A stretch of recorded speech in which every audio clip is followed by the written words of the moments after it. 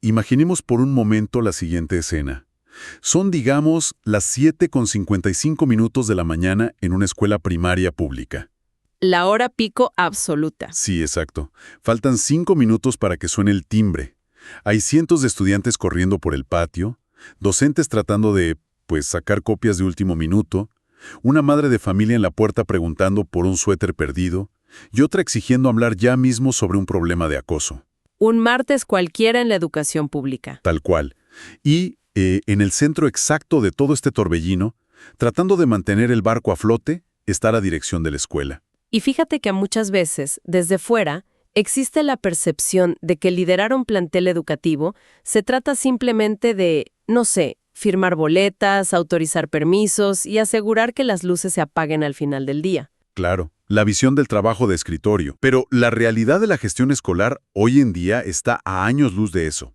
O sea, liderar una escuela significa navegar por un laberinto complejísimo que entrelaza leyes sumamente estrictas, pedagogía de vanguardia y un nivel de contención de crisis que de verdad pondría a sudar a cualquier diplomático.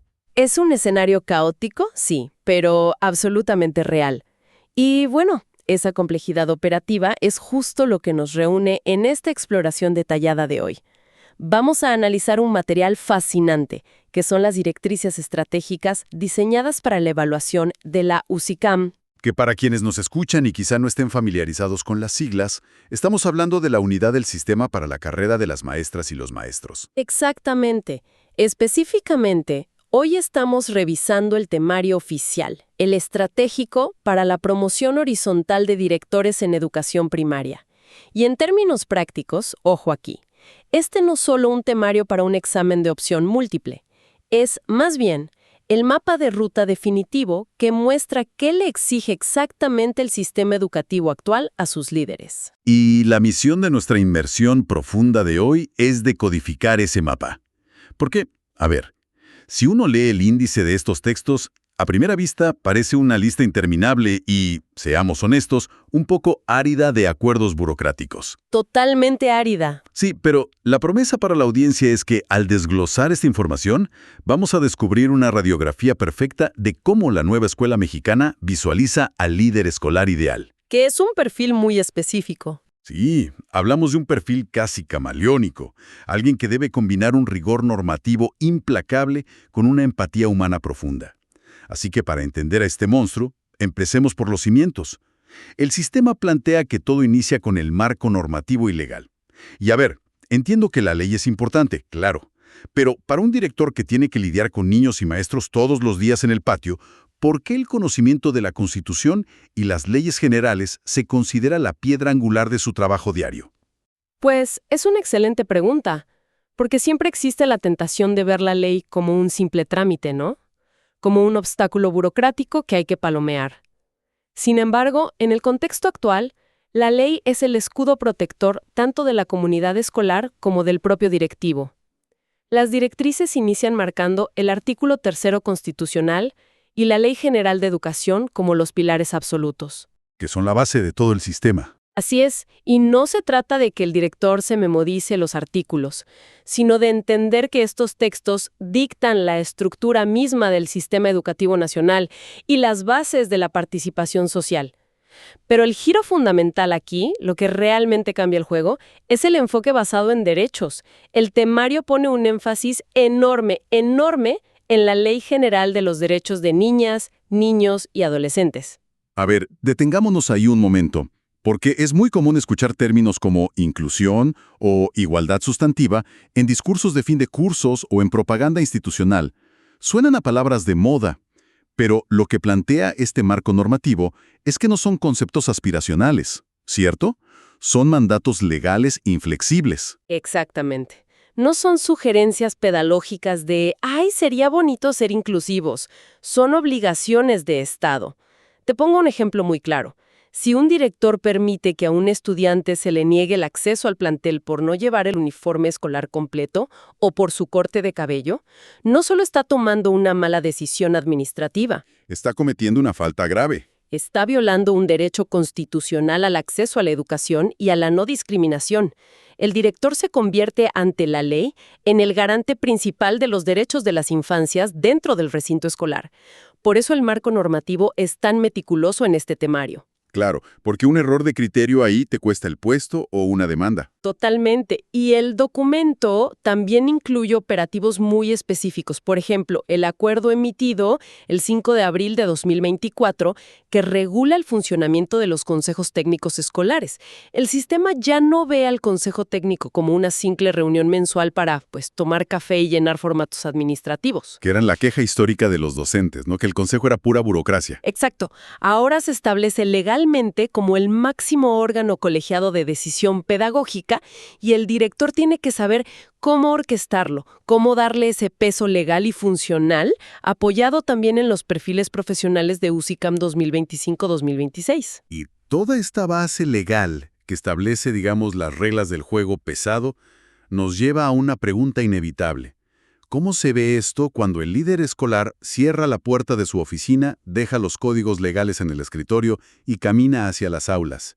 Y ahí es donde la normativa choca con la realidad pedagógica del día a día. Que es donde realmente ocurre la magia o el caos. Exacto. Y aquí es donde se pone realmente interesante, porque las directrices abordan un concepto que rompe por completo con la tradición burocrática a la que el magisterio estaba muy acostumbrado.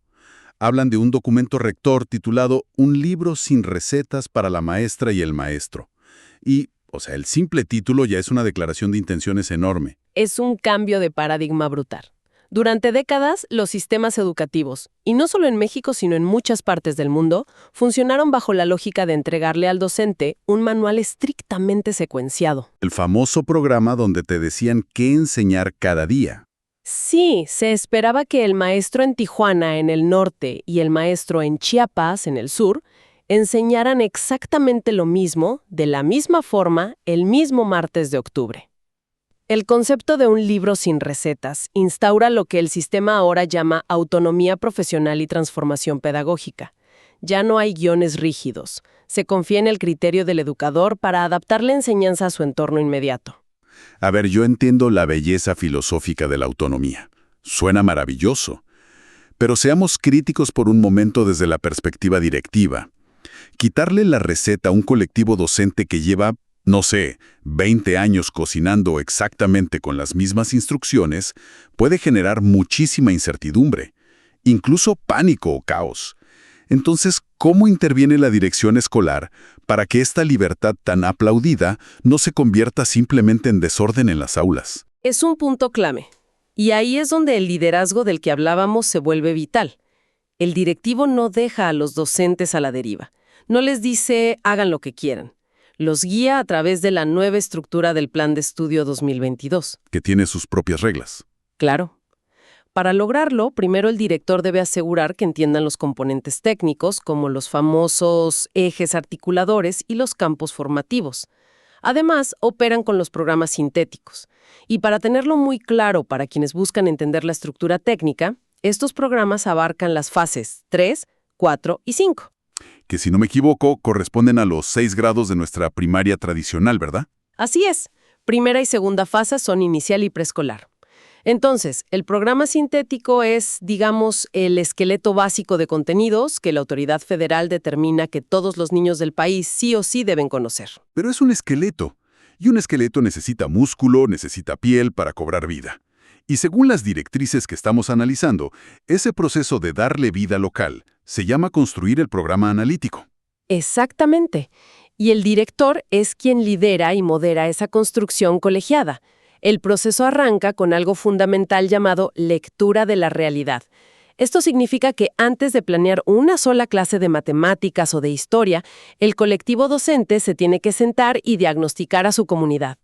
Leer su entorno. Sí, preguntarse cuáles son los problemas de este barrio en específico, cuáles son las costumbres locales, qué crisis económicas, de seguridad o sociales están enfrentando las familias de nuestros alumnos.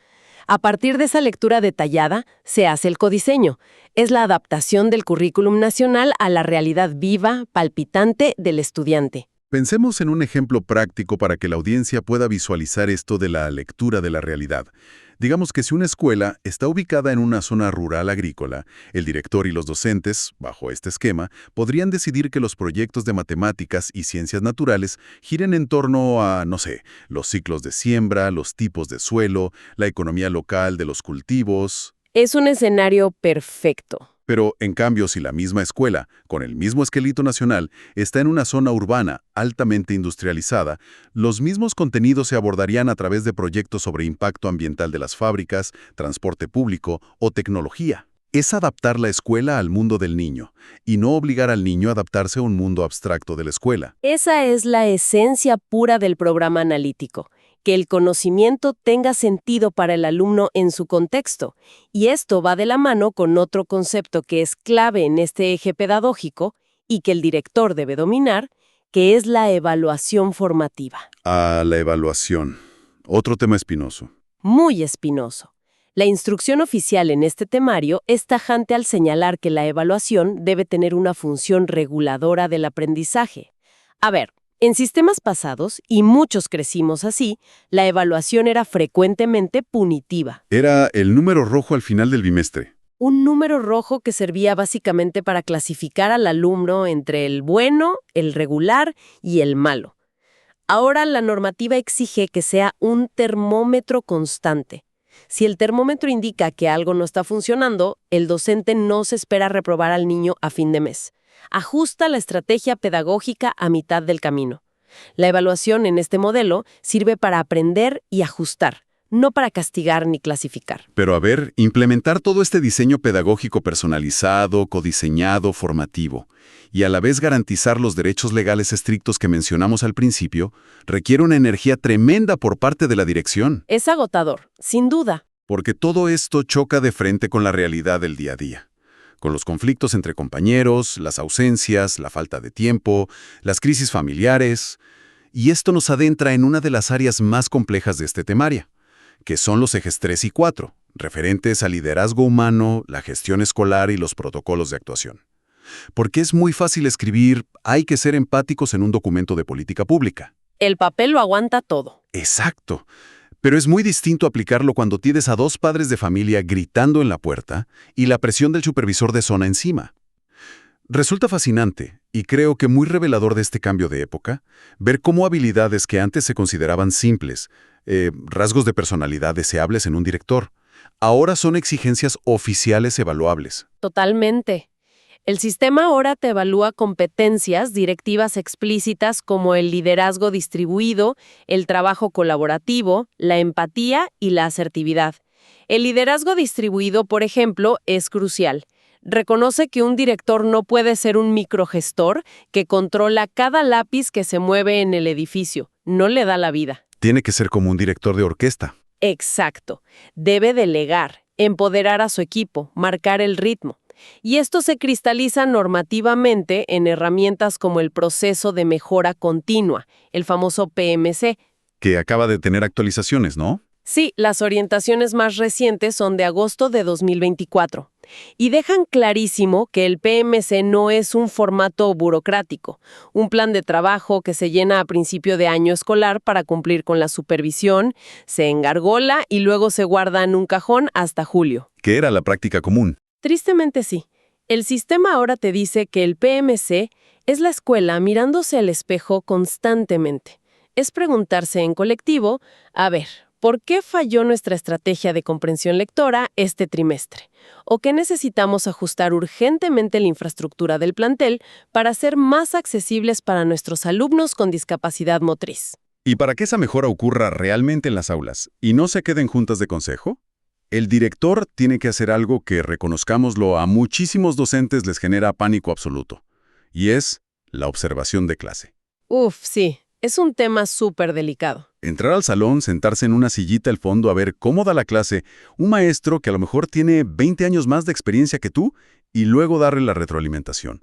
Hacer eso sin que el docente se sienta atacado, juzgado o fiscalizado por su jefe requiere una asertividad quirúrgica. Es un arte. Y el sistema exige que esa retroalimentación sea estrictamente formativa, orientada al crecimiento y no a la crítica destructiva o punitiva. Y a esto, súmale otro nivel de complejidad enorme en la gestión que marca el temario, que es la interculturalidad crítica. ¿Y cómo se diferencia eso de la inclusión normal que ya platicamos? Bueno, no se trata del viejo modelo de simplemente tolerar que en la escuela hay diversidad, o hacer, ya sabes, un festival con trajes típicos y comida regional una vez al año para cumplir. La interculturalidad crítica exige cuestionar activamente las desigualdades estructurales. Ir a la raíz. Exacto. Por ejemplo, si en una escuela pública hay una población estudiantil que pertenece a una comunidad originaria, la interculturalidad crítica llevaría al director a cuestionar por qué el calendario oficial de exámenes choca directamente con las festividades sagradas de esa comunidad, o por qué el reglamento interno de uniformes no respeta ni contempla su vestimenta tradicional, y más importante aún, lo obliga a tomar acciones para flexibilizar y cambiar esa normativa interna. Es adaptar la burocracia a la identidad del alumno. Pero claro, liderar una escuela también implica enfrentarse a la parte más oscura, a la cruda realidad de la convivencia humana, que es la violencia y el riesgo. Y aquí, el idealismo pedagógico del libro sin recetas tiene que ceder el paso a la precisión legal más absoluta.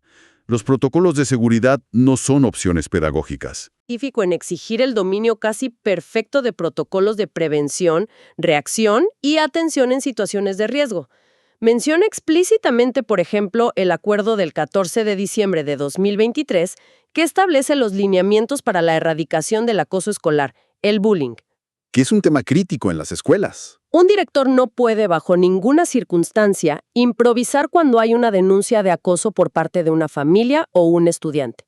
Un paso en falso, una omisión en el acta, o un intento bien intencionado pero erróneo de minimizar la situación argumentando el clásico «son cosas de niños», puede derivar en consecuencias legales gravísimas para él, y peor aún, en tragedias irreparables para la salud mental o física de los estudiantes. Y hablando justamente de cómo abordar estos conflictos o estas violencias, hay un concepto en las directrices que a mí me parece una revolución absoluta frente a cómo crecimos muchos de nosotros en el sistema tradicional. El documento subraya una y otra vez que la resolución de conflictos en los centros escolares debe tener un enfoque restaurativo y de mediación. Sí, es un cambio de 180 grados. Porque, a ver, en los años 90 y principios de los 2000, la regla de oro administrativa era la tolerancia cero. Si un niño rompía una ventana, insultaba a un maestro o se peleaba a golpes en el recreo, la respuesta inmediata y esperada por todos era el castigo punitivo. Te vas expulsado o te vas suspendido 3 días a tu casa. Era la política del exilio. El pensamiento era, si el niño es el problema, pues sacamos al niño de la escuela y se soluciona el problema para los demás. Pero el enfoque restaurativo que exige la nueva escuela mexicana parte de una premisa totalmente diferente, mucho más profunda. Entiende que el conflicto o la agresión es una ruptura del tejido social de esa pequeña comunidad. Y simplemente castigar o aislar al infractor no repara ese tejido, ni le enseña nada nuevo. Solo genera resentimiento. Exactamente. La mediación exige sentar a las partes involucradas, entender las causas profundas del comportamiento violento o disruptivo, y buscar que quien cometió la falta reconozca y se haga responsable del daño que causó a otro y participe activamente en su reparación. Obviamente, esto requiere que el director también trabaje durísimo en la corresponsabilidad social, educando a las familias. Esa es la parte más difícil. Porque muchas veces, seamos sinceros, son los propios padres de familia quienes llegan a la dirección exigiendo el castigo más severo, la sangre, y la expulsión inmediata para el niño que agredió a sus hijos. Explicarles por qué la escuela va a usar la mediación restaurativa requiere un liderazgo titánico. Bueno, vamos a desempacar y sistematizar todo esto que hemos analizado. Vamos a aterrizarlo. Porque comprender la belleza del enfoque restaurativo o la filosofía del codiseño pedagógico y la lectura de la realidad es una cosa. Pero sentarse frente a una computadora de la Secretaría de Educación durante horas a responder un examen de opción múltiple con el reloj corriendo, un examen que va a definir si accedes o no a un incentivo económico y una promoción profesional, pues es otra realidad muy distinta. Es el momento de la verdad, la tensión absoluta. Así es. Por fuerte, las mismas directrices incluyen un apartado que la verdad resulta invaluable de estrategias para resolver el instrumento de apreciación, el examen de USICAM. Entonces, preguntémonos, ¿cómo se hackea, por así decirlo? ¿Cómo se navega esta prueba con éxito a partir de lo que leímos hoy? Bueno, la primera gran lección que ofrece el propio documento oficial es desmitificar el examen. Quien crea que es una prueba de memoria pura va por mal camino. Quien intente memorizar el número exacto de cada acuerdo secretarial o recitar de memoria los párrafos del artículo 3 va a fracasar o se va a frustrar muchísimo. El instrumento evalúa casi exclusivamente mediante casos prácticos y dilemas. Pone a la persona frente a un escenario hipotético muy complejo y le pide tomar la decisión que ese líder ideal que describimos hoy tomaría. Y para navegar y desarmar esos dilemas, las directrices nos dan 4 llaves maestras, 4 recomendaciones técnicas. La primera es muy técnica, pero es letal si se ignora por los nervios, y es leer minuciosamente la base del reactivo. Es tristemente común que el aspirante lea un caso larguísimo de 2 párrafos sobre, no sé, un problema de drogas en el patio de recreo. Se satura de información, se angustia con el caso y no nota que la pregunta final pedía identificar la excepción a la regla o que pedía establecer el orden jerárquico cronológico en el que se debe llamar a las autoridades. Que cambian por completo el sentido de las respuestas. Exacto. Un simple error de lectura por ansiedad, por leer rápido, cuesta puntos que son definitivos para la promoción. Así es. Ahora, la segunda llave para este examen es, yo diría, la más importante de todas las estrategias, y es usar el enfoque de derechos como tu brújula infalible. En los dilemas del examen, es muy común que las opciones de respuesta ofrezcan salidas que parecen súper lógicas desde una visión tradicional de control escolar. Las opciones trampa. Exacto, las trampas. Por ejemplo, ante un caso de indisciplina grave, donde un alumno daña material del salón, la opción A podría sugerir suspender al alumno 3 días para mantener el orden y dar el ejemplo, mientras que la opción B sugiere mantenerlo en la escuela e iniciar un proceso de mediación con las familias para reparar el daño del material. Para quienes nos escucha, la respuesta correcta para la nueva escuela mexicana, siempre sin excepción, será la que proteja el interés superior de la niñez, que es el derecho a la educación, y aplique el enfoque restaurativo por encima del punitivo administrativo. Sí, esa brújula no falla. Ante la duda, la opción que proteja al niño y lo mantenga en la escuela. Ahora, la tercera estrategia advierte sobre otra trampa clásica de estos evaluadores, y es la mezcla intencional de conceptos. Particularmente, los diseñadores del examen piden no confundir el programa analítico con el proceso de mejora continua, el PMC. Son fáciles de confundir en la presión del examen. Sí, y podemos imaginar cómo sería un reactivo trampa para esto. Te plantean un caso crítico donde, por un lado, los alumnos de 4º grado tienen bajo rendimiento en lectura de comprensión, y al mismo tiempo, los baños de la escuela llevan una semana sin agua potable. La opción incorrecta sugeriría organizar a los padres para arreglar la tubería a través del programa analítico. Quien comprende realmente el sistema sabe que el programa analítico es estricta y únicamente para adaptar contenidos de aprendizaje y pedagogía, mientras que el problema de infraestructura, los baños y la gestión del edificio se atiende y se planifica desde el PMC. Son procesos paralelos que corren en la escuela, pero con fronteras metodológicas muy claras. Y bueno, finalmente, la cuarta recomendación para este examen es tener un mapa mental clarísimo de los actores, los órganos colegiados y los plazos oficiales de la escuela. Saber quién hace qué y cuándo. Exactamente, saber quiénes integran el comité de planeación y evaluación o en qué mes específico del ciclo escolar se debe realizar por ley el diagnóstico socioeducativo. Cuando un caso práctico involucra tomar decisiones formales, si tú eliges la opción donde el director asume unilateralmente responsabilidades que por ley le tocan al Consejo Técnico en pleno, pues resultará irremediablemente en una respuesta incorrecta. Claro, porque estarías violando la colegialidad que marca la norma.